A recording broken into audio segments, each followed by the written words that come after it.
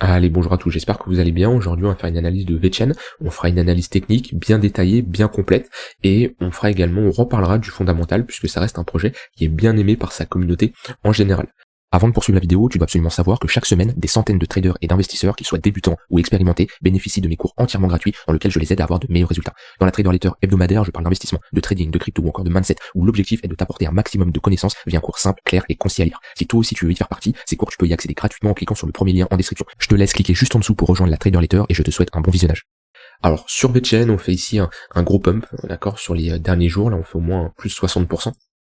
Ouais, plus 70%. D'ailleurs, il y en a beaucoup qui sont venus me parler en message privé en me remerciant carrément parce que j'avais fait une update sur VeChain, on devait être ici, où je vous avais dit, pour moi, on était sur un bottom et on devait entamer une tendance haussière. Le fait d'avoir fait cette pattern de retournement, d'avoir cassé ces sommets-là, voilà, on avait des signaux comme quoi la charte ressemble un peu à Chainlink, hein, à beaucoup d'alt également. On rentre dans une phase de latéralisation et casse par le haut. Alors, c'est gentil de me remercier, sauf que vous avez pris la décision d'acheter, donc cette décision revient qu'à vous. C'est pas moi qui vous ai dit d'acheter, d'accord? Vous avez pris vos propres responsabilités. Donc si aujourd'hui vous faites une bonne performance sur VeChain suite à ma vidéo, c'est grâce à vous, ce n'est pas grâce à moi. C'est vous qui avez pris la décision d'acheter. Ça c'est vraiment important de vous le dire, parce que ça soit dans ce sens-là ou dans l'autre, d'accord? Vous, c'est vos propres responsabilités. Vous êtes conscient de ce que vous faites. Tout simplement, donc remerciez-vous et pas moi. Ça c'est la première chose que je voulais dire. Maintenant, on va faire le fond d'avant. VeChain, qu'est-ce que c'est? VeChain, alors aux dernières nouvelles, parce que c'est un projet que j'avais analysé il y a à peu près un an et demi, donc il y a sûrement eu des updates entre temps, mais VeChain, ça va être un réseau de capteurs décentralisés. Enfin, bon, c'est pas le projet le plus décentralisé. Globalement, ça va être plus décentralisé que quelque chose de classique qu'on retrouverait pas sur la blockchain. Mais VeChain voyait ça comme un réseau de capteurs qui va récupérer des données au niveau des chaînes d'approvisionnement de la supply chain et qui va les retranscrire sur la blockchain, ce qui nous permet d'avoir des données en temps réel. En fait, la supply chain, donc la chaîne d'approvisionnement, donc ça peut être pour plein de choses différentes, hein. Ça peut être des produits de luxe, ça peut être des chaussures de luxe, ça peut être des vêtements, ça peut être de l'alimentation ou autre. On a un gros manque de visibilité entre le producteur et le consommateur. Si demain, admettons, vous voulez acheter du lait, ok, vous pouvez aller directement voir le producteur, prendre le lait, et du coup entre producteur-consommateur, il y a qu'une étape, ok, on a ici qu'une étape, d'accord, c'est frais, voilà. On passe pas par Carrefour, Leclerc, on passe pas par d'autres canaux de distribution. Et le but de VeChain, ça va être d'apporter cette manque de transparence, cette manque de visibilité au niveau de la supply chain. Donc par exemple, là j'ai pris le cas le plus simple, la plupart des gens ne fonctionnent pas comme ça, ne vont pas directement voir le producteur pour acheter son lait, pour acheter sa viande ou autre, la plupart passent par des centres commerciaux, et on peut avoir ici le producteur, on va avoir ici le consommateur, entre temps on va avoir un centre commercial, et puis ça se trouve, je ne connais même pas l'entièreté de la supply chain, mais ça se trouve entre temps on passe par, pas ici, mais ici on passe par d'autres acteurs, ok. Et le problème, c'est qu'il y a un manque de visibilité. Alors, par exemple, pour des produits de luxe, on peut avoir de la contrefaçon. Au final, on passe du producteur avec un produit qui n'est pas de la contrefaçon et le consommateur a un produit qui est faux. Ça peut être au niveau de la nourriture. On prend l'exemple d'un produit qui doit rester entre, on va dire, -2 et -5 degrés, ok, tout le temps, en permanence. Donc, il va y avoir des changements, des transitions, qu'on passe d'un canal de distribution à un autre, et automatiquement, on peut sortir de cette norme de -2, -5 degrés. Et le but des capteurs, ça va être de tout simplement observer ce qui se passe, avoir les données en temps réel et voir là où il y a eu un problème, parce que le manque de visibilité permet de ne pas situer là où il y a eu le problème. Et au final, le consommateur peut se retrouver avec un produit qui, au final, est sorti des normes et potentiellement pas consommable. Alors voilà, je dis pas que tous vos produits sont comme ça, hein, même j'y connais pas plus que ça au niveau de la supply chain, mais ce que je voulais dire, c'est le but de VeChain, c'est de résoudre ce problème-là, cette manque de visibilité.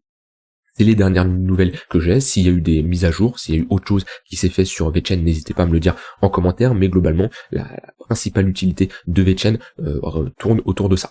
Donc c'est un projet qui plaît beaucoup à ceux qui commencent. Pourquoi? Parce que le prix, il est faible. Ok, donc la plupart en général ils ont pas la notion de market cap et ils se disent ok, on a un VeChain à 4 centimes de dollars, on a un BTC à 50 000 $, du coup on peut faire une performance hallucinante, alors que non, il y a le market cap à prendre en compte, et surtout le fondamental est simple à comprendre. Vous voyez là comment je vous l'ai expliqué, je pense que vous avez compris, en tout cas j'espère avec de la manière où je l'expliquais, mais si de l'autre côté quelqu'un qui commence, j'explique le VeChain et de l'autre côté j'explique un Solana ou un Ether, il va avoir beaucoup plus du mal à avoir quelque chose de concret qui est simple à comprendre comparé à un VeChain, d'accord? Et c'est pour ça que ça reste un projet qui, en tout cas, lors du dernier cycle, il y avait beaucoup de débutants qui s'y intéressaient quand ils arrivaient sur le marché. Voilà, donc ça c'est d'un point de vue fonda. D'un point de vue technique, bah c'est bullish tout simplement. On est clairement on sort de notre range, d'accord, on a une vraie confirmation. Alors on avait déjà une confirmation ici, on a eu un retracement, on a fait un pullback, voilà, on fait des creux, des sommets de plus en plus haut, c'est assez encourageant ce qu'on est en train de faire, et on peut clairement, pour le moment c'est le début, hein. En fait, raisonner d'une manière où on rentre dans une phase d'accumulation pendant 2 ans, presque 2 ans, ok, de fin avril, mai 2022 à février, donc voilà, presque 2 ans. On sort de cette phase de range par le haut, ok. Donc globalement, c'est similaire à ça en fait. Voilà, c'est similaire à ça. On rentre ici dans une grosse phase d'accumulation, on en sort par le haut, on fait un pullback et on part dans une tendance haussière. Donc c'est là l'importance, et moi en tout cas je le vois comme ça. Là, il y a différents profils, hein. Il y a ceux qui globalement sont positionnés pour prendre des profits, et voilà, leur plan c'était prendre des profits sur cette zone de résistance. Maintenant, je pense qu'il y en a également qui se sont dit, ok, bah, j'accumule du VeChain parce que c'est un projet intéressant, ok, et j'ai des targets beaucoup plus élevés. Maintenant, quelqu'un qui a fait de l'accumulation pendant toute cette phase, c'est pas, selon moi, hein, c'est comme ça que je le vois, c'est pas pour prendre des profits à 4 centimes, 5 centimes de dollars. La personne qui est rentrée ici, à peu près, qui s'est dit ok, moi je mets un risk reward, enfin je mets un stop loss au niveau des 0$, parce que voilà, ma zone d'invalidation c'est les 0$, tellement que j'ai confiance en ce projet là. Bon, c'est pas pour prendre des profits à 1,5 pour 1, surtout qu'on prend la récompense qui est faible par rapport au risque, mais on prend aussi l'immobilisation du capital pendant 1 an, voire 2 ans, ok. Donc pour moi, ici, si on sort de ce range-là, laissez toujours courir les gains, d'accord. C'est comme, je prends l'exemple de Chainlink, parce que sur Chainlink c'est différent, je suis rentré en position depuis un moment, mais voilà, moi je suis rentré, j'ai une moyenne d'achat vers les 5,7$, c'est pas pour prendre mes profits à 10$, 12$, ok. Pour moi, Chainlink a un plus gros potentiel, et à partir du moment où on valide ce genre de retournement, comme je dis, on rentre dans une tendance haussière, mais pour moi ça c'est un bottom qui ne sera jamais cassé. Ah, c'est à peu près sur VeChain, pour moi c'est plus pertinent, en tout cas si j'étais positionné, de laisser courir les gains. Maintenant, si votre plan c'était de prendre des profits sur les 5 centimes de dollars, ne changez pas votre plan, hein. C'est pas parce que moi je dis que spécialement c'est pas la meilleure chose, si votre plan, qu'il soit bon ou mauvais, si vous voulez fixer, vous le respectez jusqu'au bout, ok. Et après, vous avisez, est-ce qu'il était bon, est-ce que j'aurais pu faire mieux, pas de souci. Mais si vous avez un plan, ne laissez pas les autres vous influencer, parce que si au final, vous devez prendre des profits à 5$, qu'on fait ça et qu'on fait ça, bah vous allez vous en vouloir à vous, m'en vouloir sûrement à moi aussi, mais voilà, ce que je veux faire comprendre, c'est respecter votre plan. Maintenant, oui, on est clairement dans une tendance haussière, on est sorti d'une grosse phase d'accumulation. Si je mets les moyennes mobiles, bah voilà, un classique, hein, le break du tunnel daily qui fait office de résistance, on le break. On fait un pullback dedans, office de support, on refait ici un pullback, et là on part dans une dynamique haussière. Donc globalement similaire à ici, hein. Voilà, on break, il fait office de support, et tant que le prix reste au-dessus du tunnel daily, et ben on est clairement dans une bonne dynamique haussière. Maintenant, d'un point de vue retracement, on va regarder ça. Alors je peux mettre, au vu de l'accumulation qu'il a fait, je peux mettre un Fibo long terme. S'il avait fait une plus petite accumulation, j'aurais plutôt regardé avec ce Fibo là. Maintenant, ici, si on prend des targets plus élevés, des targets de bull market, hein, clairement. Ouais, les 0,382 ici, c'est une première target qui est tout à fait réaliste avec l'accumulation qu'on a faite. Maintenant, si d'un point de vue juste action du prix, les niveaux que je surveillerai, on a cette zone de résistance.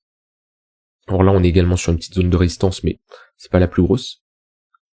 0,382 ici, et ensuite on a cette zone là. Hop. Voilà, on a cette zone-là, et pour moi, si on break le niveau des 15-7 centimes de dollars, c'est pour aller faire un nouvel ATH. Parce qu'ici, bon, on a notre zone de rechargement de short, mais ici, on a notre ligne de coup qui est au niveau des 16 centimes de dollars, mais c'est pas la ligne de coup ici, c'est un gros niveau de résistance, mais ensuite, notre zone de rechargement de short, c'est pas un niveau, en tout cas, il n'y a pas une grosse confluence avec une action du prix qui est bien développée. Maintenant, si on fait un nouvel ATH, ce qui est possible, alors, attention, dites-vous, tous les projets ne vont pas faire de nouvelles ATH lors du prochain cycle, ça c'est clairement sûr, parce qu'il y a des nouveaux projets qui arrivent, parce qu'il y a des projets qui répondaient à un problème au passé, ce problème-là est résolu par d'autres projets beaucoup plus intéressants, puis il y a des narratifs qui étaient présents lors du dernier cycle, qui ne seront plus présents lors du prochain cycle. Voilà, c'est comme ça, le marché bouge, et tout ne peut pas performer. Maintenant, si on fait un nouvel ATH, une target tout à fait réaliste, 44 centimes de dollars. Ok, ce qui nous ferait actuellement, à partir de ce niveau de prix, un x10, ouais, x10, je vais regarder d'un point de vue market cap, ce que ça nous donnerait. VeChain, il est combien? Il est 29e. Top 29 VeChain, ça nous ferait du 30 milliards de market cap. 30 milliards de market cap en bull market, du coup, hein, parce que bon, pas en bear market, ça nous donnerait un market cap de XRP. Sachant qu'on est en bull market et il y a un peu tout qu'à performer, est-ce que c'est réaliste si on se dit que le BTC, il va chercher du x3, il va chercher du 3000 milliards, parce que là on est à 1000 milliards, est-ce que c'est réaliste? Ouais, ça me semble un peu élevé quand même. Ça me semble un peu élevé. Est-ce qu'au vu du fonda, après ça dépend de l'utilisation et de l'adoption. Si on se rend compte que c'est un projet qui est fortement utilisé, qui a vraiment une grosse demande, oui, alors c'est des targets qu'on peut arriver. Maintenant, est-ce qu'un VeChain peut aller chercher des 30 milliards de capitalisation dans une tendance haussière, enfin dans un bull market? Juste par curiosité, Cosmos, on était à combien? On est monté à 10 milliards. On est monté à 10 milliards. Solana, on était à combien lors du précédent cycle? On était à 60 milliards. Ah, j'ai du mal à voir un VeChain à 30 milliards de market cap.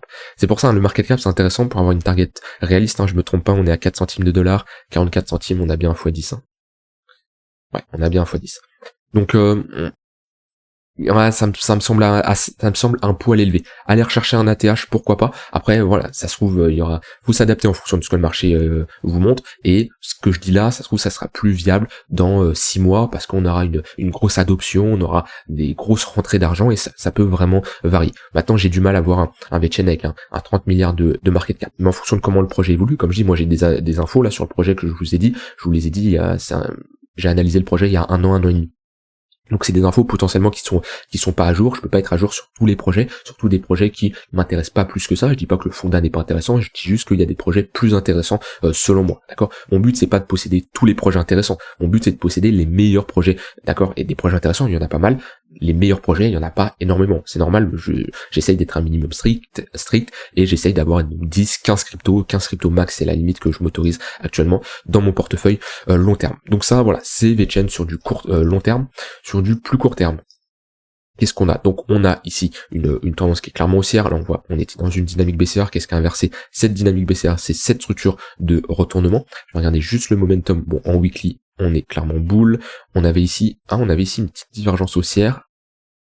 Non, même pas. W sur le MACD. Bon, pour le moment, on a un momentum bull. Alors, attention, il y en a qui pourraient se dire, on a une divergence baissière ici. Non, c'est une divergence qui est potentielle, mais il y a de grandes chances qu'on fasse un nouveau sommet au vu de l'impulsion. Donc, pour le moment, ici, pas de divergence baissière. On a une divergence on n'a pas de divergence. On est clairement bull. On voit sur le MACD, on avait ici une divergence haussière qui a été validée. Pour le moment également, on a ici un gros flux, donc ne cherchez pas à shorter ce mouvement-là. Par contre, sur l'intraday, intraday swing, en plus en général, on a pas mal de volume quand on a une crypto qui fait une telle performance, c'est intéressant de chercher à l'accompagner.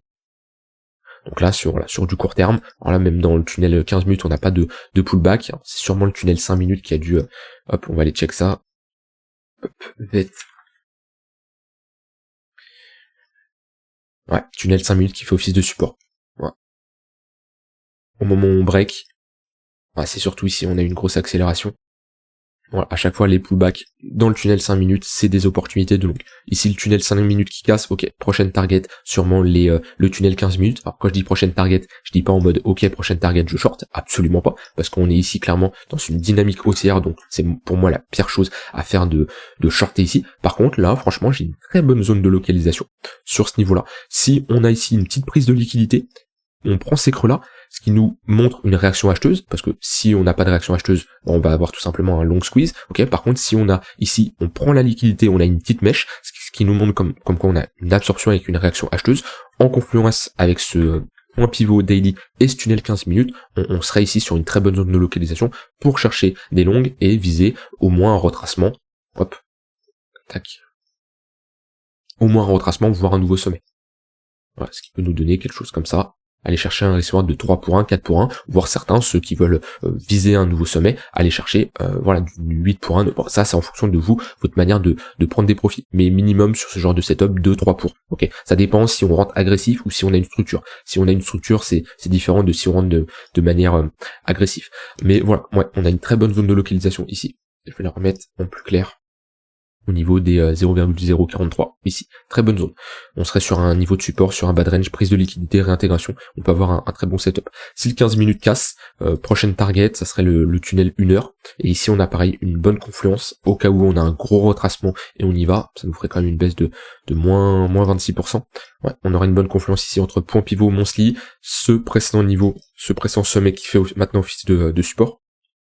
On aurait potentiellement un tunnel 4 heures qui pourrait s'aligner. Ça, c'est plutôt pour des targets long terme, ça dépend de votre profil. Si vous cherchez à faire de l'intraday, plutôt du swing, voilà, vous n'avez pas les mêmes zones d'intervention. Quelqu'un qui trade sur du long terme ne va pas avoir les mêmes zones d'intervention que quelqu'un qui trade sur du court terme. C'est tout à fait logique, d'accord? Maintenant, quelqu'un ici qui trade pour du, un swing trader, ici, il va pas se positionner. Il va pas se positionner maintenant alors que on vient de faire à 70%. Les signaux de retournement, ils étaient ici. Ok, pattern de retournement. On a ici l'inversion de notre dynamique, ok, on valide ici une structure en W, hein, d'accord, on était ici, hop, on le voit bien, dynamique baissière, creux sommet de plus en plus bas, ici on repasse dans une dynamique haussière. Si je mets les moyennes mobiles, voilà, en plus on crosse le 4 heures, vous voyez, une heure qui crosse le 4 heures à la baisse, ici une heure qui crosse le 4 heures à la hausse, etc., et après on connaît la suite, ça pump. Donc pullback sur la ligne de coup, très bonne zone de localisation, là un swing trader a l'occasion de se positionner. Ici il est plutôt sur une zone de prise de profit, maintenant sur du court terme, on peut chercher à accompagner ce mouvement-là. Voilà, je vais regarder la charte pour une BTC, voir juste ce que ça donne. Oula. Hop. Ah, c'est intéressant. Ah, franchement, c'est une belle charte. C'est vraiment une belle charte. Et c'est pas toutes les altcoins qui ont une charte comme ça, ok? Et franchement, pour vous me voyez moi dire cette altcoin performe contre le BTC, c'est rare, parce qu'il n'y en a pas beaucoup. Je vous le dis actuellement, il n'y en a pas beaucoup. Et là, on revient chercher une grosse zone de localisation, ok? Globalement, on est proche d'un all-time low, hein. Si je mets un retracement de Fibo, je vais pas le mettre, hein, mais on est au point le plus bas. On est sur un gros niveau de support. Hop. Le tunnel daily qui est d'office de résistance, on l'a break, on a fait un pullback dedans. Si je mets ici un MACD, là on a bien une divergence haussière avec un momentum qui est boule. Et là on a nos patterns de retournement.